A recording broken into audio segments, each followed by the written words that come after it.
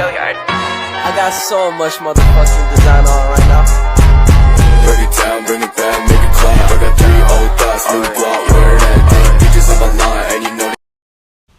Di sini saya mengambil judul pengaruh dana dari pihak ketiga terhadap profitabilitas PT BSI dengan NPF sebagai variabel mediasi.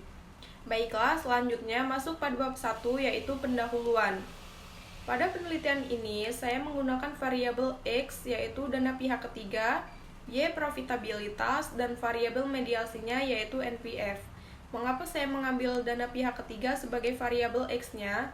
Karena dana pihak ketiga merupakan variabel yang sangat penting bagi pertumbuhan pendapatan laba. Dana pihak ketiga adalah dana yang berasal dari masyarakat yang dihimpun dalam bentuk giro, tabungan, dan deposito yang berasal dari perorangan atau badan, menurut Nuritomo 2014. Selanjutnya, permasalahan pada dana pihak ketiga yaitu, jadi dana pihak ketiga PT BSI dengan profitabilitas mengalami ketidakseimbangan pada laporan keuangan, maka dibutuhkan NPF sebagai variabel mediasi untuk mengidentifikasi besaran pembiayaan bermasalah. Sedangkan masalah di profit yaitu keuntungan yang tidak maksimal karena PT BSI selalu mengeluarkan laporan keuangan dalam bentuk kuartal. Tujuan penelitian ini yaitu untuk mengetahui pengaruh dana pihak ketiga dengan profit, untuk mengetahui NPF variabel mediasi antara dana pihak ketiga dengan profit. Selanjutnya masuk pada bab 2 yaitu Grand Theory. Grand Theory pada penelitian ini yang saya gunakan yaitu teori stewardship.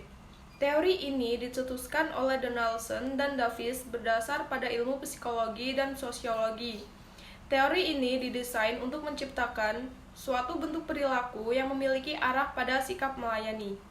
Sikap melayani merupakan suatu sikap yang menjadikan pelayanan pengganti atas kepentingan pribadi sebagai landasan bagi kepemilikan dan kekuasaan atau power.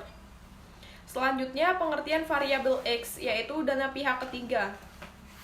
Dana pihak ketiga adalah dana yang bersumber dari masyarakat yang digunakan untuk operasional lembaga keuangan, baik itu bank maupun non-bank, yang terhimpun melalui produk giro wadiah, tabungan mudharabah, dan deposito mudharabah menurut Kashmir 2012.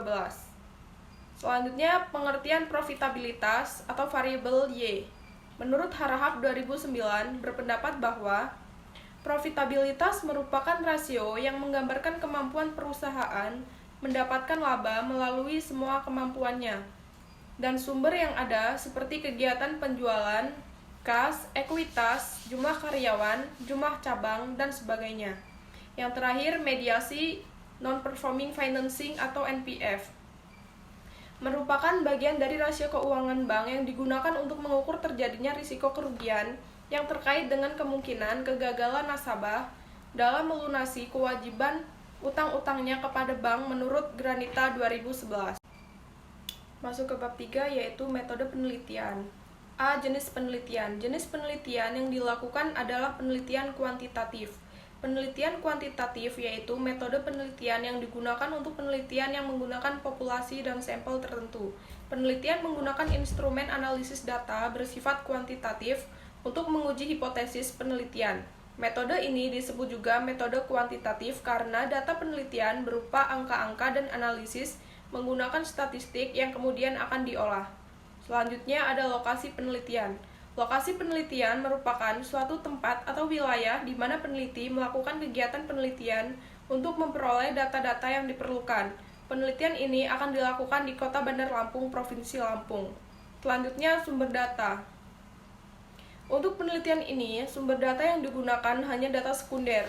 Data sekunder diperoleh dari annual report yang telah dipublikasikan di website Bank Umum Syariah. Selain itu, data dapat diperoleh dari laporan keuangan pada Bank BSI, KCU Teluk Betung. Selanjutnya, populasi dan sampel. Populasi mengacu pada keseluruhan kelompok orang, kejadian, atau hal minat yang ingin peneliti investigasi. Sampel adalah sebagian dari jumlah dan karakteristik yang dimiliki oleh populasi tersebut.